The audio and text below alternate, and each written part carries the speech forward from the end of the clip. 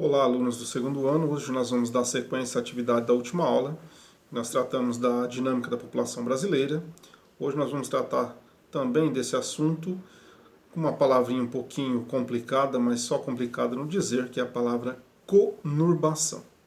Então, resgatando um breve histórico, a população brasileira até os anos de 1929 e 1930, ela era predominantemente uma população rural.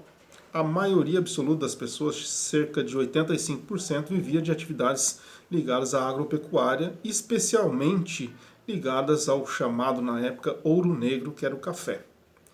Nos anos entre 29 e 30, houve uma crise mundial, várias bolsas de valores no mundo quebraram, especialmente a bolsa mais importante na época, que era a Bolsa de Nova York, e os países mundialmente em crise pararam de comprar o nosso principal produto de exportação, que gerava mais divisas, mais renda para o Brasil, que era o café.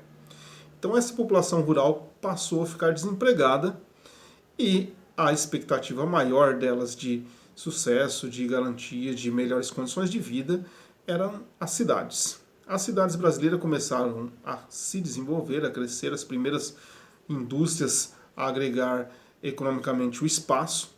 Isso começou a atrair muitas pessoas. Então, a partir dos anos de 1929, 1930 para frente, a população urbana das cidades brasileiras, a população urbana só aumentou. O grande problema dessa situação é que as cidades não estavam preparadas para isso, né? Então, as cidades foram crescendo, inchando populacionalmente, mas não tinham pensado nem se organizado para tal. A conurbação é o nome que a gente dá quando uma cidade cresce tanto que ela começa a se juntar com a cidade vizinha. Por exemplo, na nossa região a gente tem um claro exemplo, que é a cidade de Osasco juntando com a cidade de São Paulo. Então você tem uma rua dividindo uma cidade para outra. Assim como nós temos na nossa região próxima também a junção de Santana de Parnaíba com Cajamar, a junção de Franco da Rocha, Caieiras e Francisco Morato. Tá? Cidades que a gente chama, a última principalmente Francisco Morato, cidade dormitório, que é uma cidade onde a maioria da população só vai para morar e dormir e trabalha durante o dia inteiro, especialmente na cidade de São Paulo, nos setores de prestação de serviços. Tá? Essa conurbação, esse crescimento desenfreado das cidades a partir desses anos 1930, ela causou diversos problemas para as grandes cidades brasileiras. Eu estou citando o exemplo de São Paulo, mas Rio de Janeiro poderia caber perfeitamente nessa explicação, assim como Belo Horizonte, Porto Alegre, foram cidades que cresceram muito e rapidamente. Se a gente pensar numa cidade que tinha aproximadamente 2 milhões de habitantes e hoje tem mais de 10 milhões de habitantes, se juntar a região metropolitana de São Paulo, quase 20 milhões de habitantes, é um crescimento absurdo num período tão curto. Esse crescimento absurdo trouxe grandes problemas que a gente vivencia hoje em dia. Problemas como favelamento, a autoconstrução, cada pessoa fazendo a sua casa sem muitas especificações técnicas, a questão da poluição, a questão do subemprego, a questão como disse agora, de moradias precárias, né?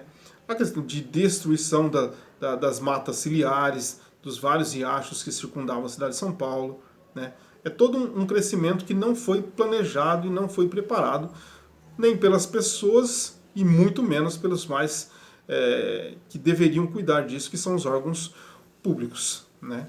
Então, esse é o fenômeno tratado na aula de hoje, a questão da conurbação. Essa saída da população da área rural para a área urbana, esse fenômeno a gente chama de êxodo rural, né? É o clássico êxodo rural, né? Que foi, nessas décadas no Brasil, um fenômeno, assim, disparadamente absurdo de crescimento, tá? E com as consequências que foram geradas aí. Tá? Então, nessa aula de hoje, a gente fica com esse tema de crescimento desordenado das cidades brasileiras e suas consequências.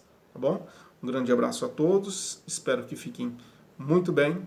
Tá? Qualquer dúvida, só entrar em contato com o e-mail que está aí no link da atividade.